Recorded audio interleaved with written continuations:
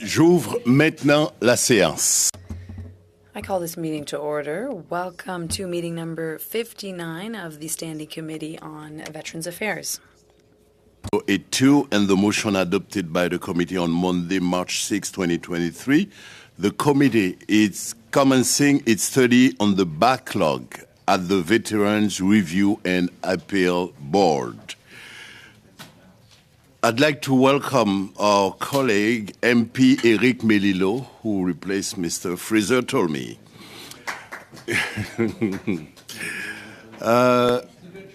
Members and witnesses, I would like to remind to you, although this room is equipped with a powerful audio system, feedback events can occur. This can be extremely harmful for interpreters and cause serious injuries. The most common cause of sound feedback is an earpiece worn too close to the microphone. So we therefore ask all participants to exercise a high degree of caution when handling the earpieces, especially when your microphone or your neighbor's microphone is turned on. In order to prevent incident and safeguard the hearing health of our interpreters, I invite participants and witnesses also to ensure that they speak into the microphone into which the headset is plugged in, and to avoid manipulating the earbuds by placing them on the table away from the microphone when they are not in use. Je vous rappelle aussi que toutes les autres. I'll also remind you that all comments by members and witnesses need to be addressed to the chair. Given the time, I'm going to ask unanimous consent of the members of the committee to continue until 6 or 6:15 p.m.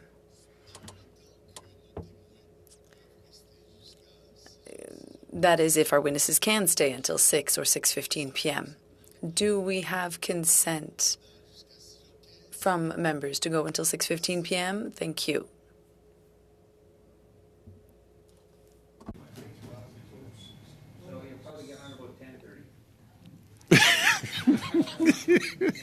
Okay, so colleague, let's start, and please let me welcome our witnesses for today.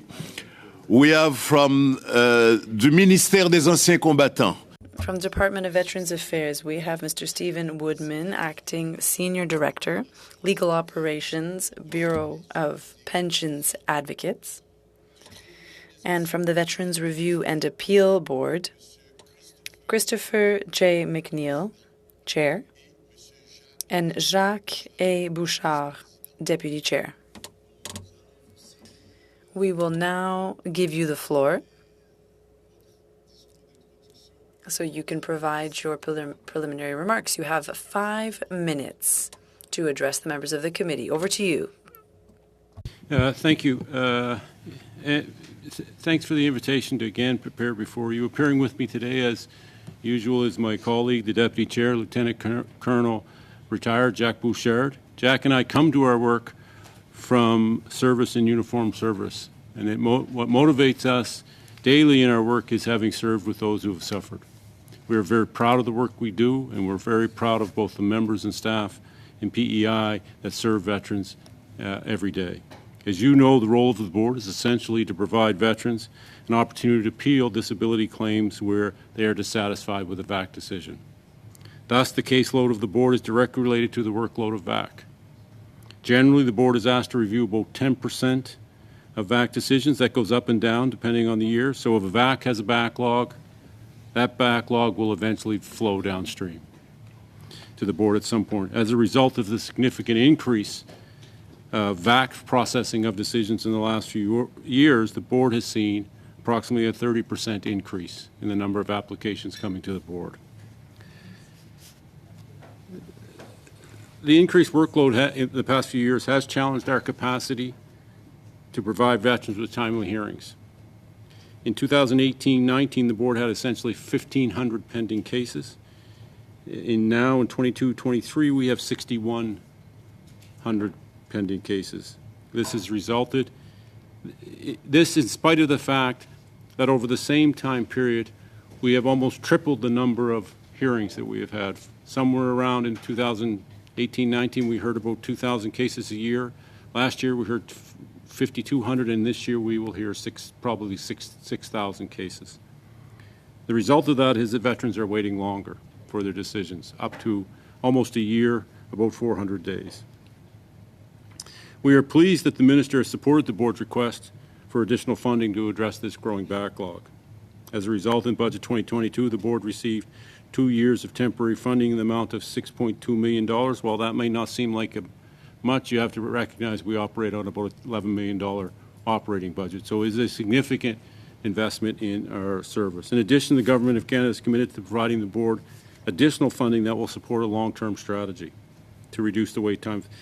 With these resources, we've hired additional staff, and we are in the process of hiring additional members to conduct more hearings. We believe this will provide a significant opportunity to reduce that backlog. However, we believe in the absence of significant procedural changes, additional resources alone will not solve the backlog problem. In this regard, I would ask the Deputy Chair, Jack, to briefly outline the steps we have taken to increase access for veterans to hearings and to reduce the administrative burden. Jack. Thanks, Chris. Monsieur le Président, Mesdames et Messieurs, bonjour.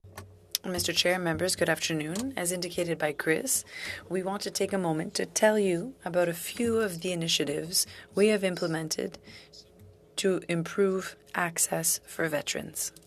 First of all, we have expanded the Board's simplified hearing model, which has allowed us to increase the volume of cases that can be heard and supports timely decisions. Most importantly, it reduces the burden on veterans and their families to make their claim.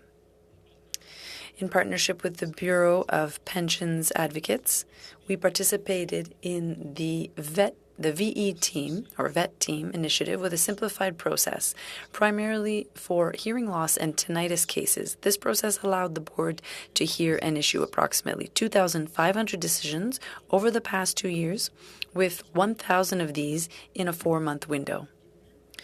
Furthermore, also in partnership, we are currently piloting an early resolution model for cases where the issue in dispute is narrow. The objective is to deal with these files early and divert them from the formal appeal hearing process.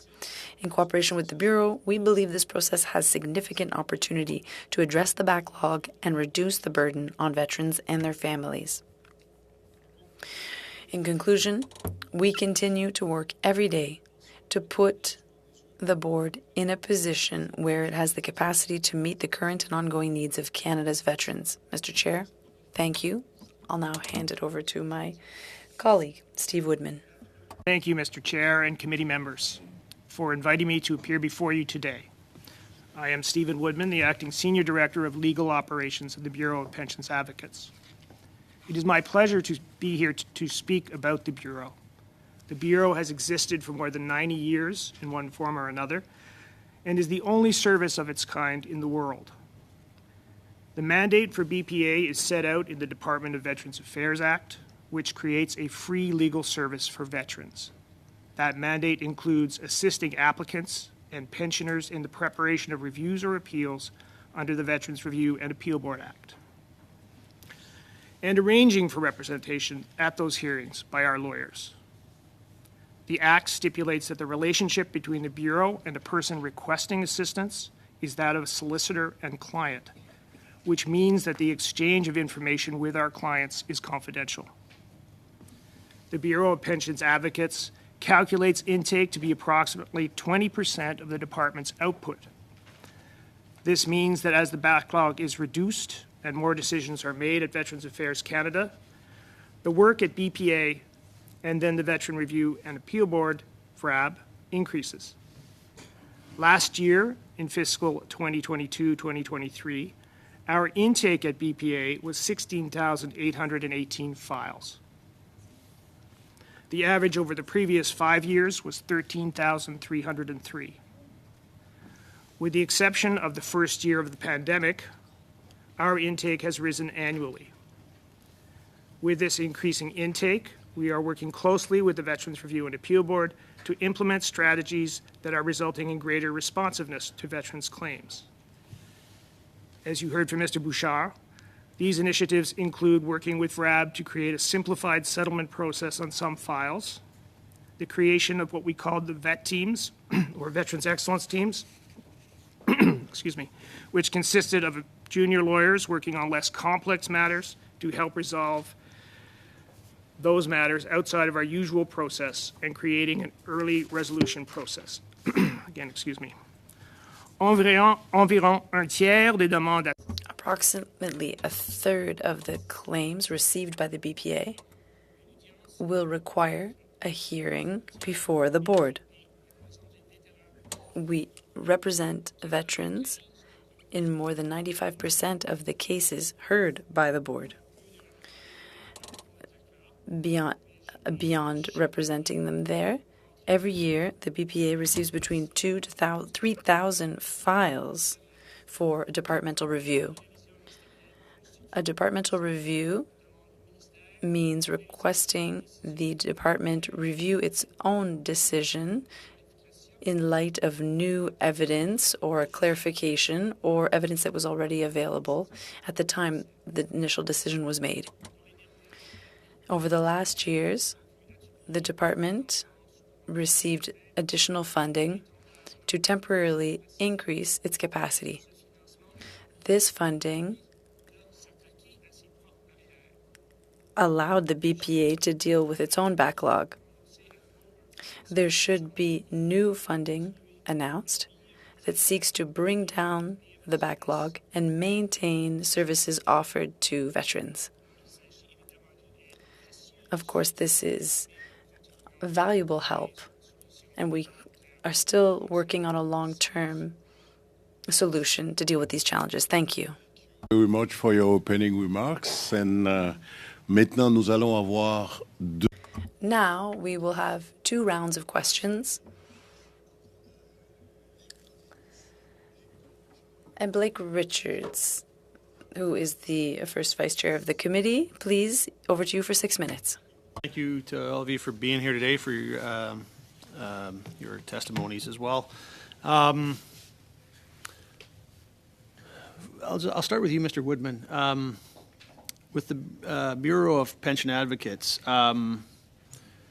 what do you do to seek feedback from veterans? And what do you do to seek feedback to see whether they're happy with the work that you do on their behalf, or if there's ways that you can improve? So we do exit interviews after all hearings, and we have, I'm pleased to tell you, probably in excess of 90% approval from the veterans that we represent, and that's been the case from practically the very beginning of the Bureau. Of course, we have face-to-face contact with veterans on a daily basis, telephone contact. We're outward-facing to veterans, and that is our work. That is our business.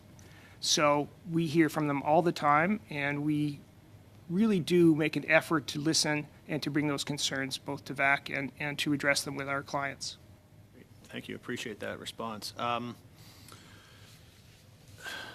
Looking through VAC's departmental plans for the coming year, and I noticed that the Bureau of Pension Advocates is mentioned in it twice.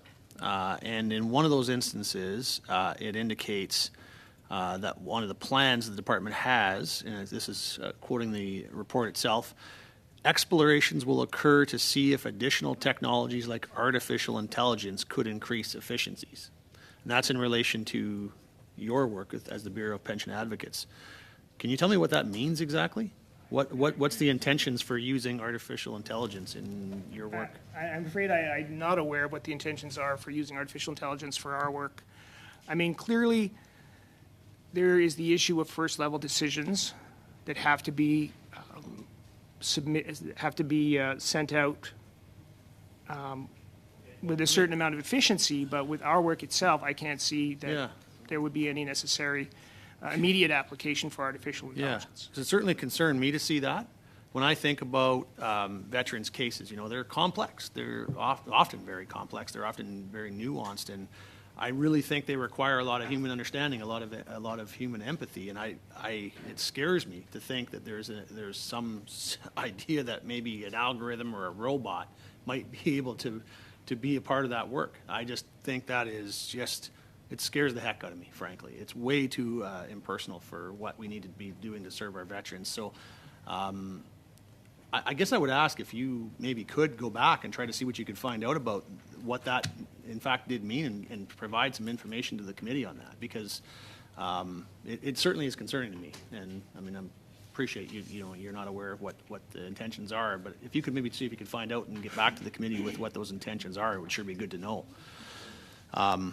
Okay, well, I'll leave that there for a second, and I guess I'll turn to I don't know if Mr. McNeil, probably yourself, I guess, or whichever of you would like to answer on behalf of the Veterans Review and Appeal Board. I got a letter recently from a veteran, and I'm just going to quote from that letter because it was an interesting observation. It was this: it would seem that VAC is systematically denying claims and forcing people to go through the appeals processes, and I would like to know why. I think all veterans deserve to know why. VAC is not supposed to be run like an insurance company, and is supposed to always give the benefit of the doubt to the veteran. And he says, and then he goes on to say, I can say with certainty that people are routinely being denied and forced to go through the appeals process who match the criteria. Does that sound like something that you've heard from veterans yourself? Is that, do you think there's any accuracy to the comments that this veteran has shared with me? Certainly, we hear frustrations from veterans, but I can only point to, we do 10% or less of VAC decisions. So that the assumption of that is that there's a larger number of people who either satisfied with that decision or pursue not to. We do 10%. And the reason we see our decisions fall into a couple of categories. One is just human error. It's a people business. People are making decisions. The second one is changing of medical consensus, changing. And the third one is they have a lawyer and now they have evidence. They need new evidence. That's generally the nature of the work that we see. We certainly see we see veterans for the first time, and the ones we see are obviously and they're frustrated. But I can only tell you the numbers. We do 10% of their. That's on the high end. Some years we would do less. Gotcha. Okay. What would you say would be some of the most egregious, errors or decisions that you've seen and had to overturn in sort of your recent memories? Could you share with us some couple of examples? I can't say that I can't say that I would see, egregious. We see mistakes. Sometimes they're obvious mistakes. Sometimes people just miss it, like the criteria here for this. But I haven't seen. I can't speak personally to. I don't think Jack could as well to. Something where I say that I see some concerted effort, I see mistakes. Mostly it is lack of evidence at that level. What would your sort of sense of the general attitude that veterans have towards VAC when you're hearing from them at your hearings? What would sort of the general feeling towards VAC be of the veterans you're hearing from? I don't think, when the veterans come before us, I don't think they distinguish. As I've told my staff, they don't say VAC did a very bad job, VRAB did a great job, the BPA did a great job. They are upset with the RCMP, they are upset with the military, they are upset with VAC, they are upset with us, they are upset at the system. They see the system let them down. Yes, we are one part and we have a different job, but my experience is that the system's only as good as its weakest link. And we all have to kind of think, but in my experience, they're just upset with the system. They don't say, yes, VAC, obviously when they're in front of us, VAC might be their target, but they're just as equally upset with CAF. Well, I guess I'm being told that my time is up for now. Yeah. Maybe I can come back later and we can explore that a little further as to what we can do to improve the system there. Thank you very much. And now let's turn to Mr. Shankisi for 6 minutes, please. Thank you very much, Mr. Chair. We have spent a fair bit of time in this committee with officials from Veterans Affairs in front of us because of the backlog in processing disability claims. And I understand you to say that some of those make it to you, but not all of them. But they've been able to provide us with pretty good data in terms of the composition of those claims. So the average wait time for a francophone versus an anglophone, a woman versus a man. Can you do that? Yes, we can. You know,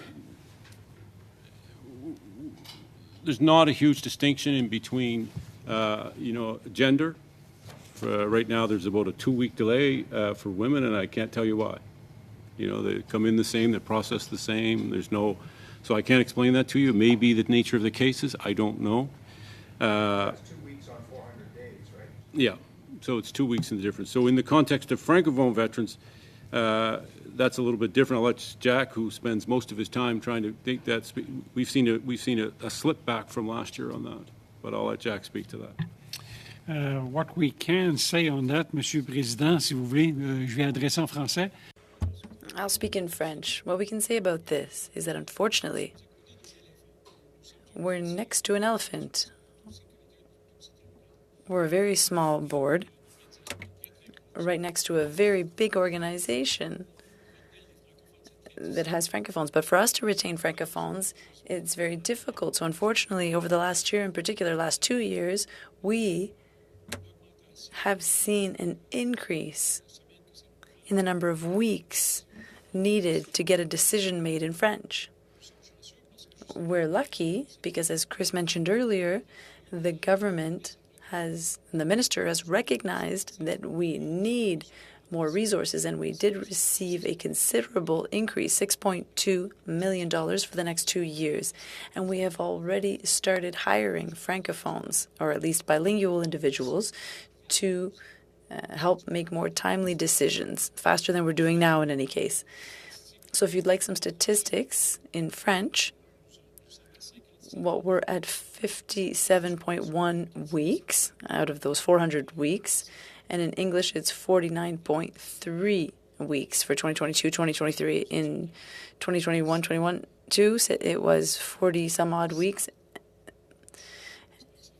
and a little bit different for the other group. Thank you. I hope that answers your question. Given the dramatic increase in the size of the backlog, can you give us your assessment, Mr. McNeil, on the morale right now? The last time we did a fairly in-depth study on the Veterans Review and Appeal Board was about 10 or 11 years ago, and this committee produced a report on suggested improvements, and that was back in the days of John Larley and Harold Leduc. I'm sure that those names still kind of resonate in the hall there. Yeah. Anyway, can you talk about the morale now? And I know that COVID would have a factor as well, but I'm wondering about the culture. Well, we're quite proud of our culture that we have worked on, and we believe we have an emerging culture. We believe that we're establishing a organization where people want to come work because we can offer, you know, our mantra is we want you to be successful in your professional life and your personal life, whatever that looks like to you. And we have a very young staff. The board has been around 25 years, so the sort of first cohort, this version of the board has been around, so that cohort is retiring out, so we have a very young staff. We are fortunate to have a brand new facility in PEI out on St. Peter's Road, which is fresh and new and vibrant, and I just got the results of the most recent survey, and the board generally has scores higher than organizations our size in the civil service, so we're quite proud of that work because, as Jack says, we're an ant next to an elephant. There's always more opportunities at VAC than we can offer, so we're trying to say you can come here and have a work-life balance, and that is working out for us. Do you still hear your cases in a panel of 3? Well, we hear the majority of our cases are reviews, and they're a panel of 2 people, so that's the majority. Our appeals have been dropping significantly over the last 3 years for a lot of reasons, but the majority of our work is, and those are 2 people, and I should say that our post-COVID, one of the advantages for veterans is they have the choice. So we are seeing a lot more virtual hearings. We're having a lot less in-person hearings post-COVID. We don't know what that number is going to be when it settles, but it is settling. want to bring Mr. Woodman in on this. One of the things that we recommended in that report of December 2012 is that veterans who decide to proceed to the federal court for judicial appeal have representation from the Bureau. Has that happened? No, it hasn't. Has it been looked at? It's been considered, I believe. The major issue at this point is that there aren't that many cases that actually go to federal court. The change, if you will, in the approach of the board to many of the issues that would otherwise have gone in years past to federal court is partly an explanation for that. But most of the cases that go are almost always represented by lawyers pro bono, and that has been fairly successful in addressing some of the issues that have arisen. Good. Thank you. Thank you, Mr. Kissy. Et maintenant, je passe donc la parole au... And now I'll hand it over to the second vice chair of the committee, Luc Desilets, for 6 minutes. Thank you, Mr. Chair. Mr. Bouchard, your chairman mentioned that there is in the absence of a change in process, additional resources, and we were talking about that 6 million, I imagine, will not on its own allow for you to eliminate the backlog. Well, I'm still wondering, what is the solution? My next question is, has there always been a backlog?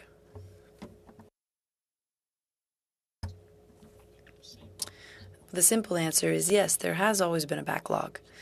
Unfortunately, recently it's become longer and bigger than in the past.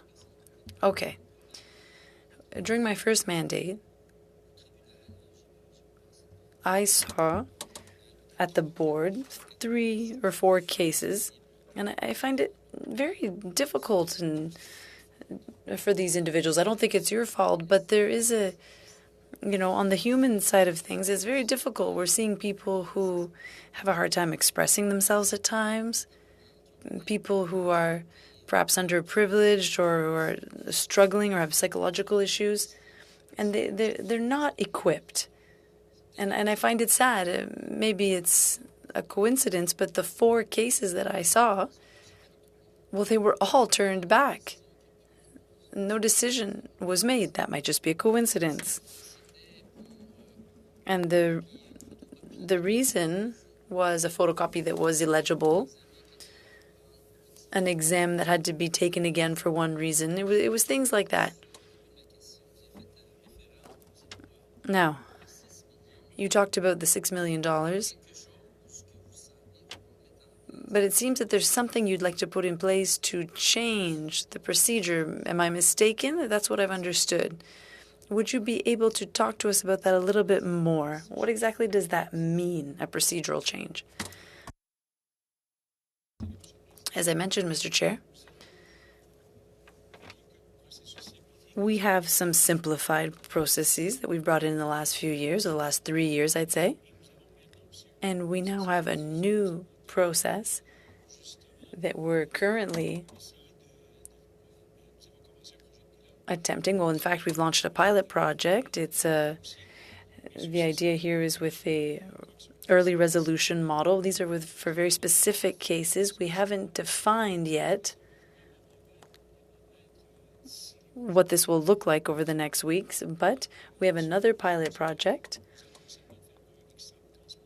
and we have one that we're working on with 5 cases currently, and we're going to have another one in August with another 5 cases, and after that we should be able to give you more information. So when you're talking about procedure, that's what you mean, finding a way to do things more efficiently. But I imagine there are other cases beyond, the parachute guy who breaks his knees, or hearing problems. There must be other types of cases that could be targeted for the faster route.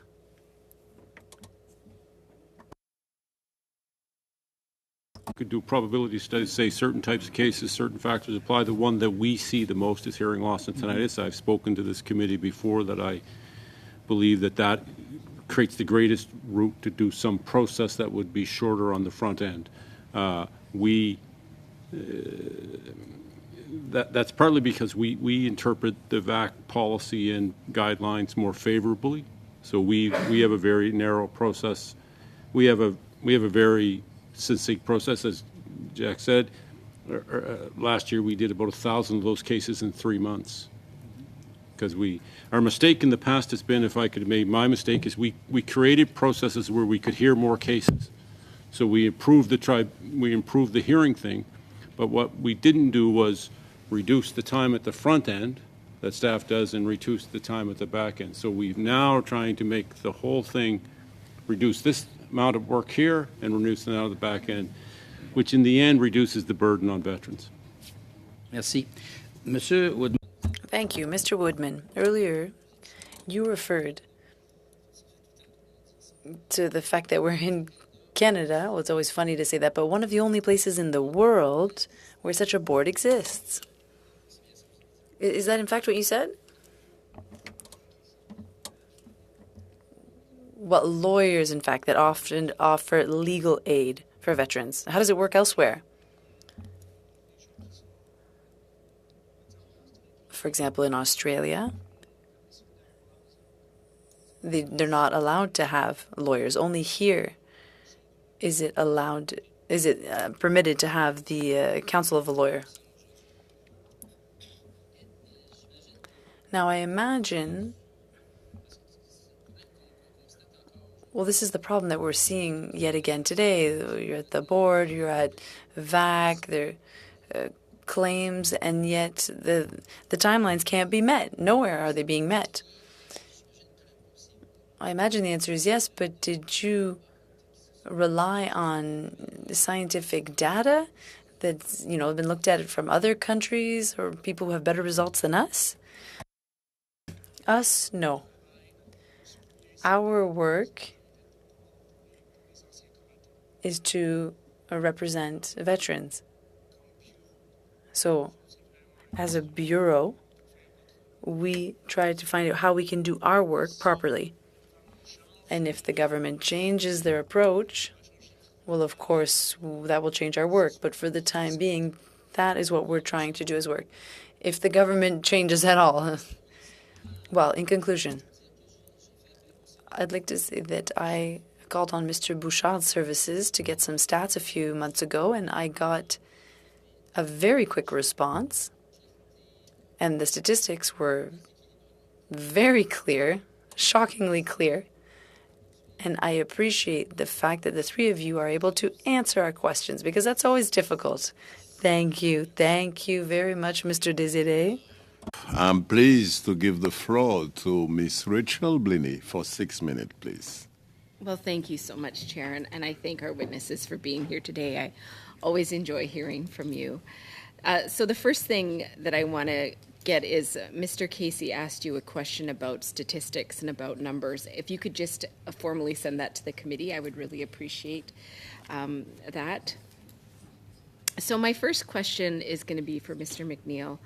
So I'm just trying to understand the process here. So when VRAB makes decisions that are different than perhaps the VAC decisions, how does that work in terms of interpreting policy or changing policy? And just to clarify, you said earlier, for example, I understand that VRAB has a more favorable outcome, I think is what you said, for tinnitus claims than VAC.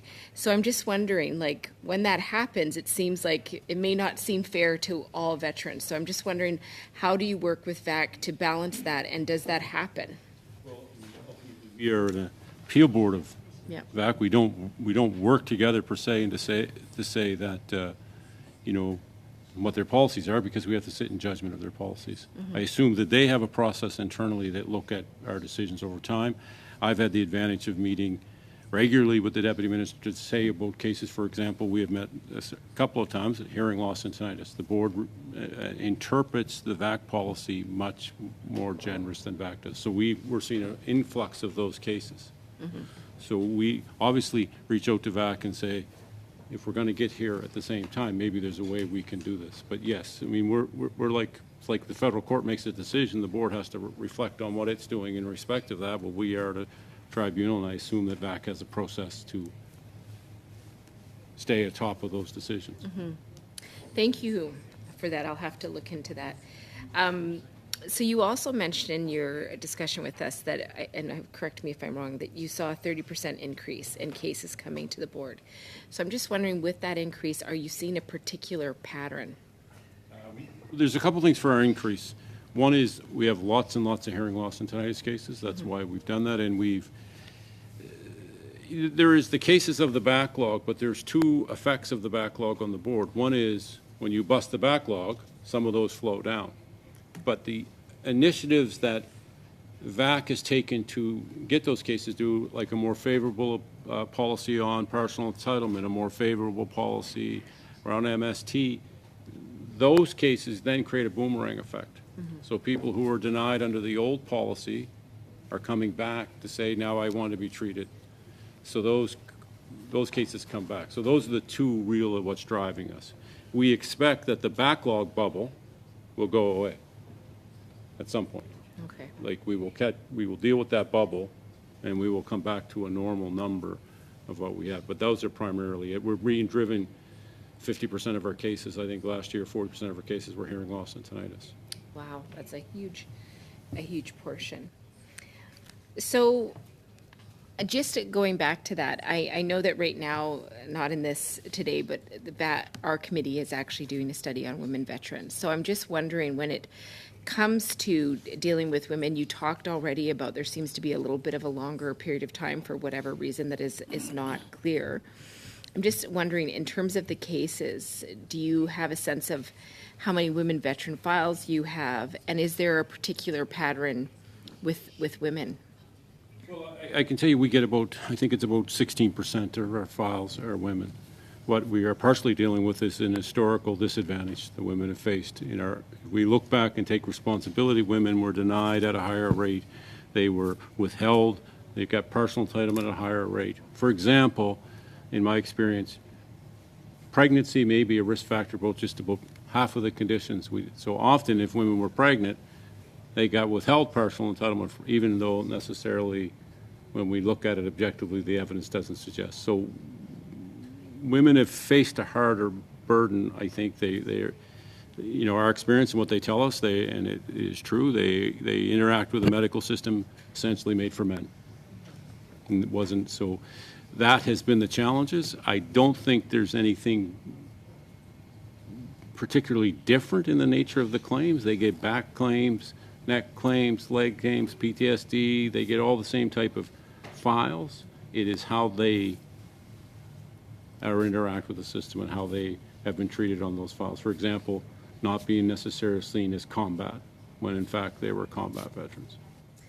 Well, that's really interesting. We had a veteran here last week that was saying that it would be good if we actually saw that recognized in terms of claims of women, is just understand the history of women serving and sort of modify the process so that women are acknowledged for that. So it sounds like you're seeing a very similar thing and actually making decisions that prove that that is the case. We are trying to understand their experience and adjust our approaches to that experience, recognizing that the system is not necessarily the same. Thank you. My next question is just around how many of the cases that VRAB have that are for minority veterans groups, such as the LGBT2S+ community or Indigenous veterans? We don't have those stats. I can't You give don't them. have We those don't. stats. We don't. What's the barrier to having that stats? You have Francophone stats and you have women stats. So Because we have Francophone stats, basically primarily because we have Francophone hearings or English hearings. yeah. Gender has always been collected, but we don't always have collected. I'm sure if you dug deep enough down into some of the records, there's probably there if they self-identified. Yeah. But we're a small organization. We don't. We tend to get our stats from VAC. So if the data point exists somewhere, you probably could get it, but we don't do that. That's interesting. Well, I think that's my time. Thank you, Chair. Thank you very much. And now we're going to start last round of questions, and I'm pleased to invite Mrs. Katie Morgenthau for 5 minutes, please. Thank you very much, Chair, and I do appreciate you being here. Chair, I'm just going to take a moment very quickly to put a motion on notice. If it's okay, I believe the clerk has it to hand out. So just going to put it on notice today so that you're aware, and I'll read it out. That pursuant to Standing Order 108-2, the Standing Committee on Veterans Affairs undertake a study of no fewer than 8 meetings regarding the anti-malarial drug commonly known as mefloquine, meflium, Larium, and other brand names, that the study encompass the complete history of the drug distributed to members of the Canadian Armed Forces from its first distribution to the present day, that the study consider all aspects of the use of mefloquine and other anti-malarial drugs by the CAF, including but not limited to its distribution, pricing, clinical testing, dosing, follow-up, side effects, a review of the latest research, a comparison with the experience of Canada's allies, and other related topics, and that the committee report its findings to the House. So that is the motion, and this committee back in the day did do a brief study on this issue, and we are far behind the rest of the world in acknowledging the damages of this drug to our armed forces, and I think it would be great to do a study. So I'll just put that on notice if that's all right. Well received. All right. Please. Thank you very much. You're welcome. So questions. We had a group of women here, I guess it was on Monday. I would say the best testimony, the most difficult testimony that we've heard to date. And it brings up some questions for me to you today, and I'm going to quote from one of the witnesses, Captain Louise So. She's my vintage, so maybe that's why I really appreciate where she was coming from, because she does have the history. And I'll just read it into the record. As someone who enrolled in 1975, I can state that overall the military, forced into this change in the 1970s, did so begrudgingly, and with an unwillingness to accommodate for women, and that they maintained this posture for as long as they possibly could. They proactively dismissed, mistreated, humiliated, and even hurt us. Both policy and culturally based barriers set conditions for abuse, harassment, physical, mental, and sexual, and negated our voice. She goes on to say the Canadian Forces needs to account for the conditions of service that women endured in the past and the resulting health and well-being effects. So that's for CAF. And as well, VAC needs to recognize the impact of this history in their adjudication process of disability claims and in the availability of programs and services to meet the needs of all women veterans. So when you're talking about the dynamics that are different around women, I think this pretty well puts it in a nutshell. And every one of these women faced some form, if not complete, sexual abuse while serving in the military as part of that effort, I think, as she says, to dissuade women from being involved in the armed forces. We talk about benefit of the doubt. You talk about a lack of evidence and criteria being very much what motivates your responsibilities in dealing with appeals. So my question is, in light of the fact that with the current legal case, they are just taking the word of these women who are part of that program as fact for what they went through, because there's no record of this. So how would, if that moved forward with this, how would that impact information that comes to you for appeals? Would you find that even now there are circumstances where you're trying to work through a case and there isn't evidence available in this regard? No, I would say not, because I won't say it's judicial notice, but we have paid, as a country, we have paid significant settlements in recognition that both women in the RCMP and women in the military suffered sexual violence. That's not a question anymore in front of our panels. That's a fact. So so when women tell us their story, that's it. It's also, from our perspective, the board, in fairness, I should say, the board participated with Professor Eichel out of Mount St. University, did a study which looked at our decisions. And our decisions, if we were like the rest of society, our decisions really suffered from the myth of sexual violence. No cooperation, no report, no... Since the Heidi Beater lawsuit, VAC has implemented a number of what I would call evidentiary things. No need for corroboration. A broader sort of lens of what's military. Military event, military. So all these cases now, historic, we probably saw, 100 probably turned over cases that have all been basically turned over on the same evidence in which they were denied on before. Okay, so with military sexual trauma, in these circumstances, I would appreciate it if you guys would make the effort to actually go to Monday's hearings and listen to what they said, because they seem to face incredible difficulty in getting claims processed that to some degree are related to the emotional and mental struggles that they face that are very hard to prove, right? So I'm just concerned that we do everything we can. If there's an area where benefit of the doubt has to be considered, I would say of anything, this would be it. We would agree. Yeah, okay. I appreciate that very much. Thank you. Pardon me? 1 minute? Okay. I guess what I see here in the lack of evidence and criteria that you're talking about that you then have to deal with, I don't want to put you out of a job, but why are these things not being dealt with up front when they're being presented? If a document is too difficult to read, why is that put into an appeal process? Why is that not dealt with directly so that it can just simply move through the system without going through this? That wouldn't be my experience. My experience is that the documents don't exist. For example, veterans, when they apply to VAC, don't have access. So when they go to BPA, Right. and BPA tells them you need X, Y, Z, they get help from the league, and they get those documents. At the front end, they're not there. Now, I can't speak to the front end. Maybe there's an education thing out there that would do that, but essentially is the case gets heard once, you start to see the weaknesses, and then by the time it gets to us, it gets more focused. Like we're not really deciding certain things, they're just missing that one piece of evidence, and that's what the lawyers, that's the advantage of BPA in Canada compared to anywhere else in the world is free legal advice.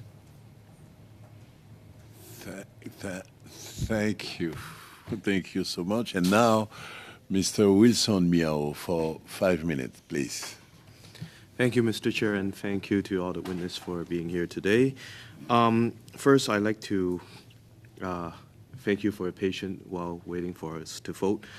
And over the past few years, I understand the Veteran Review and Appeal Board have been receiving funding, including the $6.2 million you mentioned in the remark. Also, in the recent budget 2023, there's a proposal of $156.7 million over the next 5 years. What do you do? What do you plan to do with this funding? And are these funding helpful in the effort of assisting veterans and also the backlogs?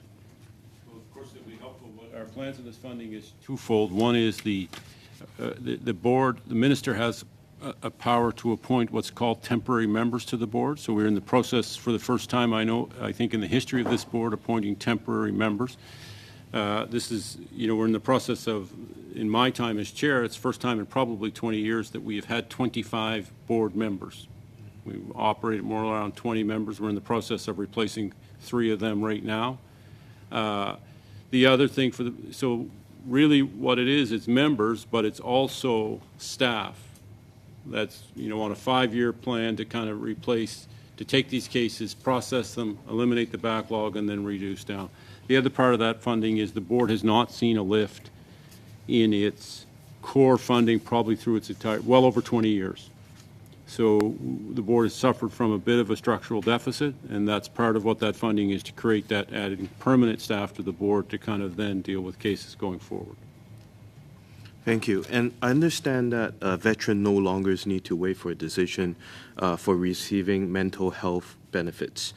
How many veterans have applied for the mental health benefits, and is it helping with the wait time and backlog? That is a VAC question, because by the time they get to us, what we have seen, what I can tell you is we do not see many entitlement claims for mental health claims. VAC is, what we see is, what's the extent of the disability argument?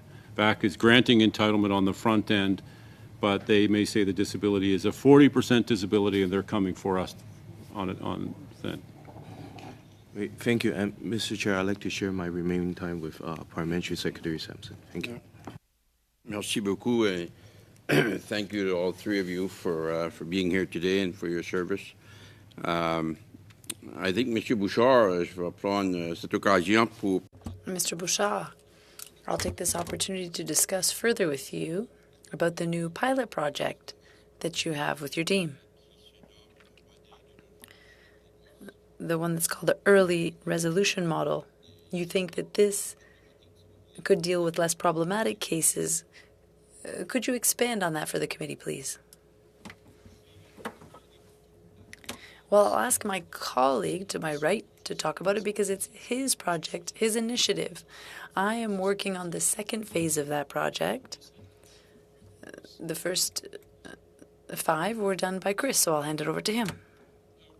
What that project really does, and it's not simple, it's more about the case. And I'll tell you a story. I have a brother that is a veteran, and he's recently had a departmental review application, and his case went to, no secret, he had a near-drowning incident in basic training that left him, that resulted in a claim. And in that case, finally came together with a detailed psychological report.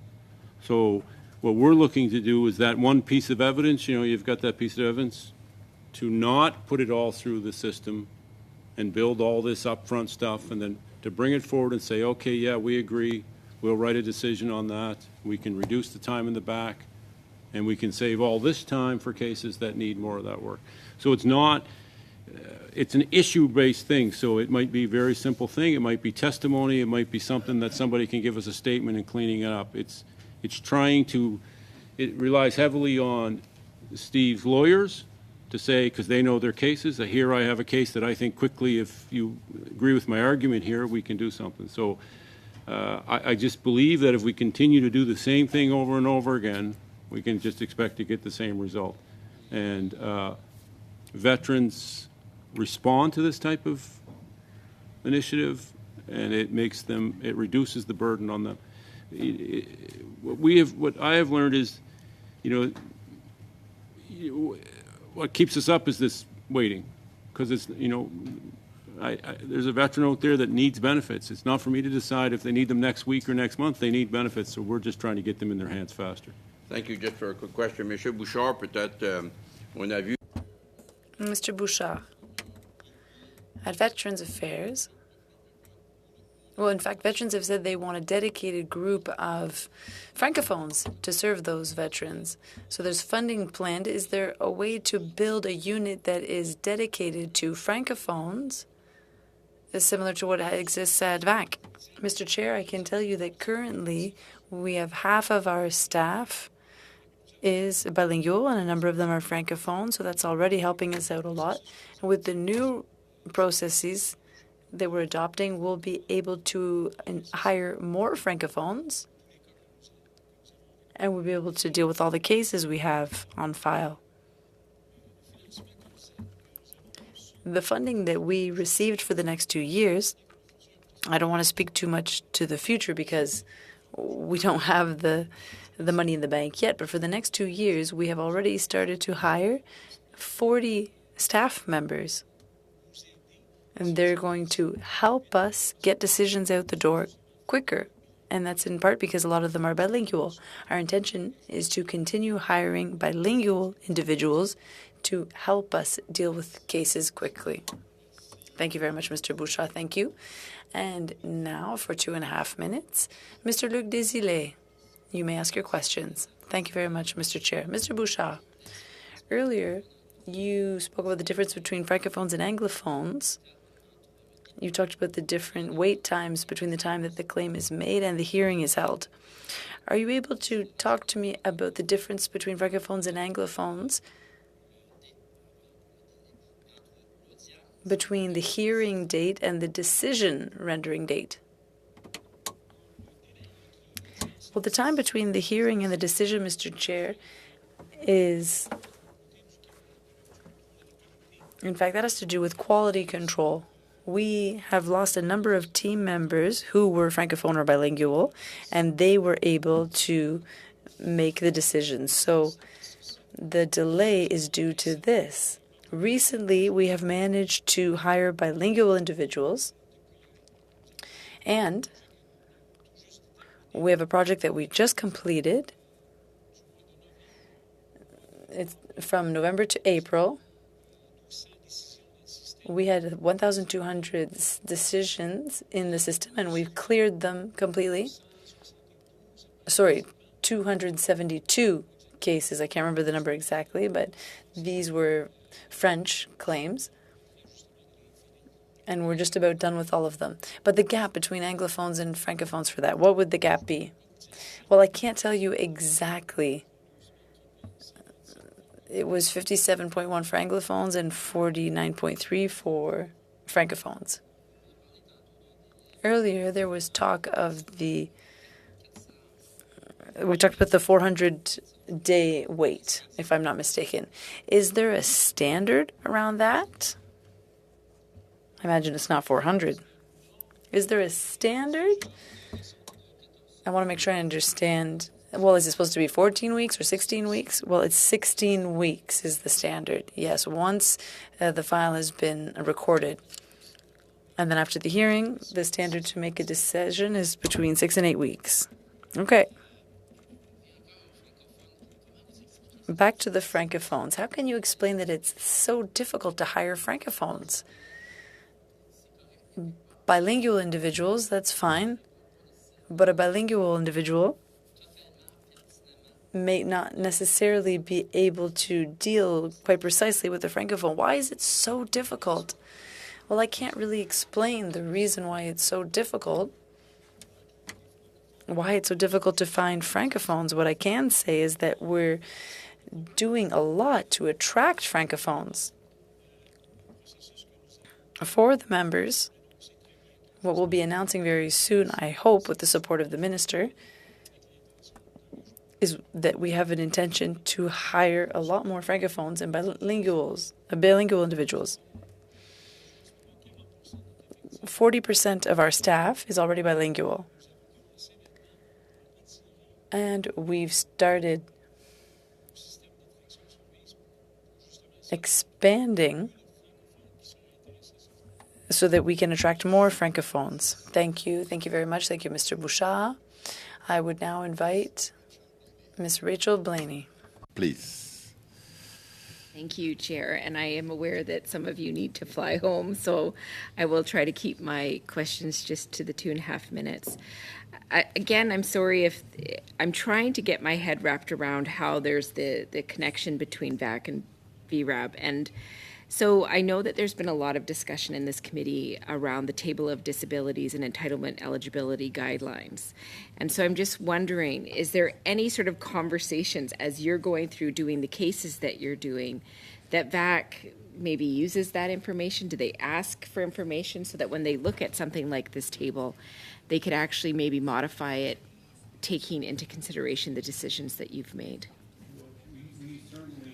Comment on their work. It's a bit problematic for us because I can't endorse, the board does not endorse their work because we interpret the final product. Maybe not the way it's intended. You know, obviously there's unintended. But yes, we do. Certainly the BPA would be more heavily involved in how they see that. But yes, those are very important tools to us. Is there anything you have to add, Mr. Woodman?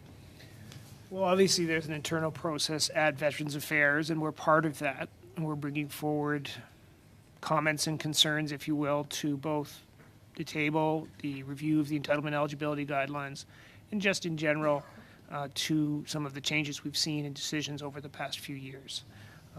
It's really more of a conversation and bringing our comments forward, but I have every belief that they're listened to, Mr. Chair. Well, I always hope they're listening to us as well, so I'm hopeful for you.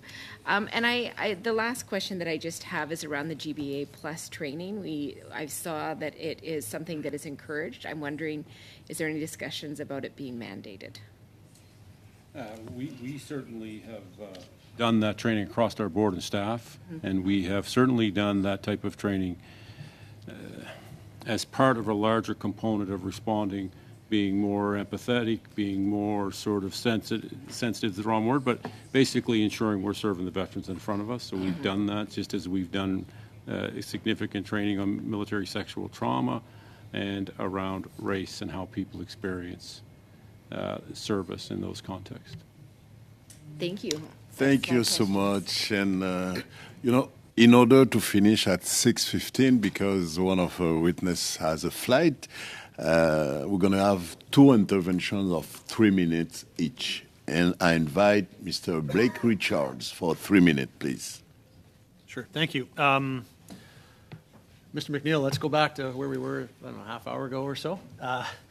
And you had mentioned, when I had asked you about veterans and sort of their general feeling towards VAC when they sort of arrive before your board, you mentioned that it's really more the system, for lack of a better way of putting it, I think, was probably what you were saying, that veterans feel has let them down, and that there's probably, that tells me there's probably a need, obviously, to make some changes in sort of how things are done, so that veterans are, getting the results that they expect and deserve, rather than ending up feeling like the system has let them down. And so I wondered if you have any suggestions for us on ways that there could be improvements made, and particularly is there things that VAC can be doing in their decision-making processes that would cause less veterans to feel like they've been let down, and less veterans to feel like there's a need to appeal those decisions as a result? Well, I think no matter what, there'll always be appeals. Yeah. I mean, that's just people are dissatisfied. We always want to try and reduce that. I come out of the criminal justice system, and I come out of a system where there are all kinds of individual parts to that system. Everybody have their individual independence, but the system has to come together and discuss these things within their independent roles to open the system up to do it. We try to do that at the board in the sense of being a partner as part of the system, but I think the system is trying to evolve. It is and I have a little piece of it, so I can look at my piece as much smaller. I don't have the back window, but I certainly think as a system, that is why we work very closely with the BPA now to improve how we work, and we hope that'll transition down to veterans. Okay. So is there anything, though, that you can see before it arrives to you there, is there anything that you could see that would improve the outcomes so that, I get there's always going to be appeals, but it might improve the outcomes to begin with? I come to this work from a background in restorative principles. And, often I think it's how you meet the person in the door, their first contact, in a way to restore their trust in, these are people who serve their country.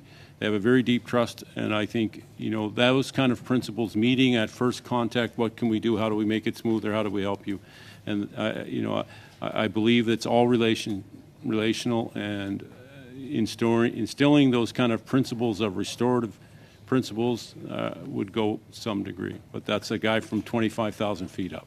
Yeah, no, that's appreciated. And, would you say that it's kind of one of those things where sometimes we just need to apply a little bit of individual kind of common sense level to some of the things, or is that something you would see impossible? It's a little too much inside baseball for me. Yeah. Like I'm 550, it's a very big system there. We're a little system. We can make change quickly. Where we are in the board, we can respond quickly when we see things. I can't speak to VAC, but I certainly think the sooner we meet the veteran with some effort to demonstrate to them we're trying to achieve their things, the better off we'll all be. Okay, thank you. Thank you so much. And on behalf of all members of the committee and myself, and I'd like to thank our witnesses for this discussion this afternoon. And I have to say that we are on the study of the backlog at the Veterans Review and Appeal Board, and our witnesses are from Department of Veterans Affairs, Stephen Woodman, Acting Senior Director, Legal Operations, Bureau of Pensions Advocates. And from Veterans Review and Appeal Board, we have Mr. Christopher J. McNeil, the Chair, and Jacques A. Bouchard, Deputy Chair. So thank you so much. And Je voudrais demander aux membres du comité, est-ce qu'il plaît aux membres? I'd like to ask the members of the committee, is it your pleasure to adjourn? I would like, if I may, to wish you a good summer. But in any case, I'd like to thank our interpreters. I thank the entire technical team for supporting us, the analysts, the clerk. And on that note, the meeting is